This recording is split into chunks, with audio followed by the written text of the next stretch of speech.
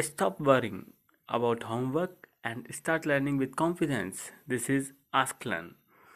Complete help for every subject. Like, share, subscribe for daily learning videos.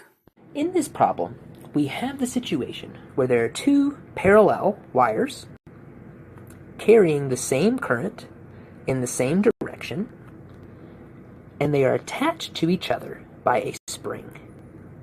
Now, we know that two wires next to each other that carry currents in the same direction are going to have an attractive force. But we know also that if we put a spring between these two things, then that spring is going to try to resist the compression, the attraction of these two wires. So we have two opposing forces in this situation, right?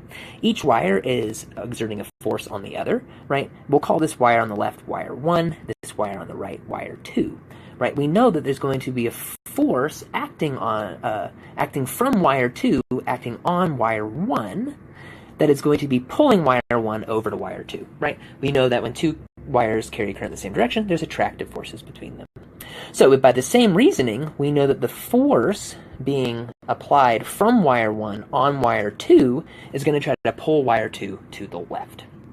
Now, after this, there's an equilibrium scenario, right? So much current is going through these wires. They're being attracted by so much force. That's going to be balanced by a spring force, right? Trying to push the wires back from where they are coming, right? So there's a spring force acting on wire 2, pushing it over to the right to counteract the attraction from the other wire. And then there's going to be the same spring force acting on wire 1, trying to push it back to the left, again, resisting the magnetic pull from wire 2.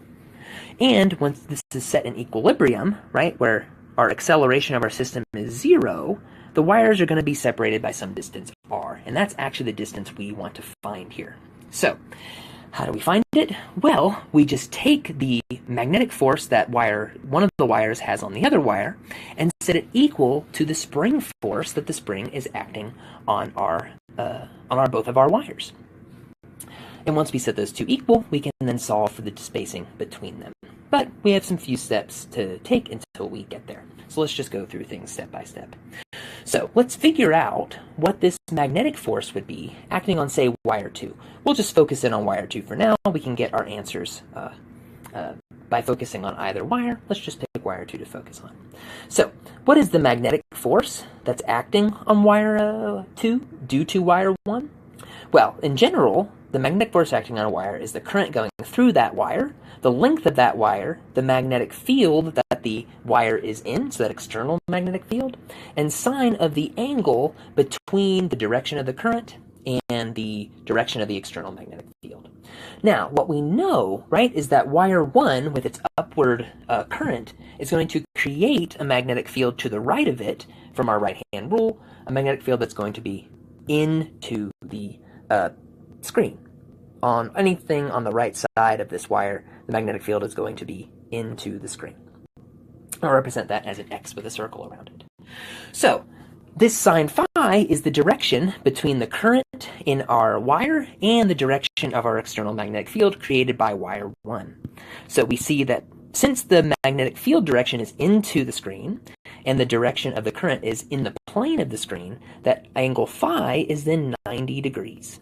And so we don't have to worry about our sine phi term, it just goes to 1. So we can express the magnitude of the magnetic force from wire 1 on wire 2 just in terms of the current through wire 2, the length of wire 2, and the magnetic field created by wire 1.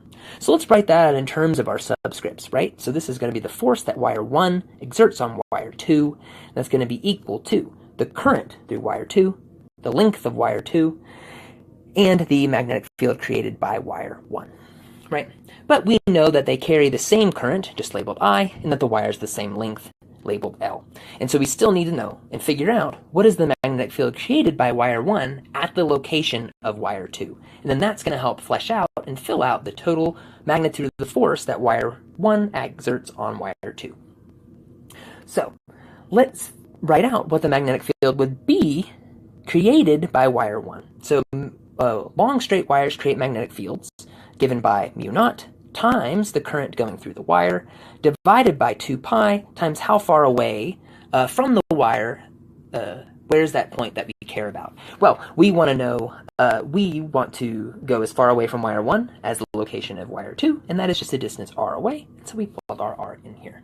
And so that expression, since we know our currents, right, and actually, real quick, we know that the current 1 is the same as just both currents 1 and 2, so we can just write it as current I. This is an expression for the magnetic field at the location of wire 2 due to the current in wire 1, and we can plug that in here. So we can finally get an expression for the magnetic force of wire 1 acting on wire 2, and that is going to be mu naught times both of the currents squared, times the length of the wires, and then divided by 2 pi and the distance between the wires. Great. So we have an expression for the magnetic force acting on wire 2. Now we need an expression for the spring force acting on wire 2.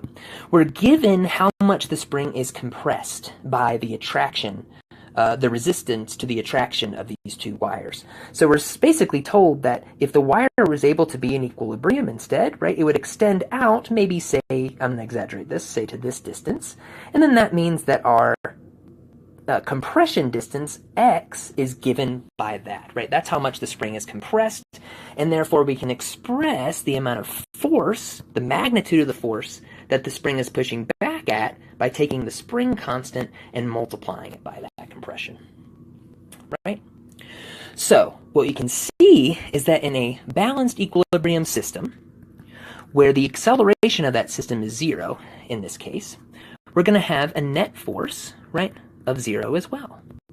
And that means that the force to the right, the spring force, we'll call this a positive force to the right, negative forces to the left. The positive spring force to the right must balance with the negative force of wire 1 on wire 2 in order for wire 2 to remain at rest, right? So we can set these two expressions equal to each other, the spring force kx and our magnetic force here equal to each other, and then solve for that separation we want to find. So let's do that and finish up this problem. So setting these two balanced forces equal to each other, we see that we have kx equals mu naught I squared L over 2 pi r.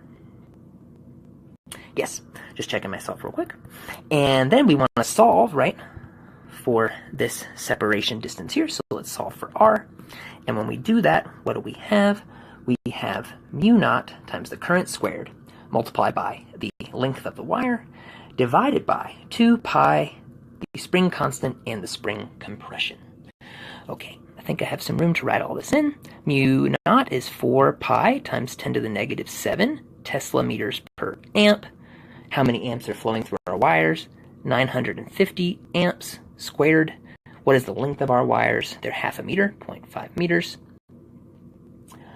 Then we divide this all by 2 pi times the spring constant, 150 newtons per meter, and then multiplied by the spring compression, 0.02 meters. When we plug that all into our calculator, we see that in this equilibrium state, where the spring force balances with the magnetic forces, we see that the separation between the wires is about 0.03 meters.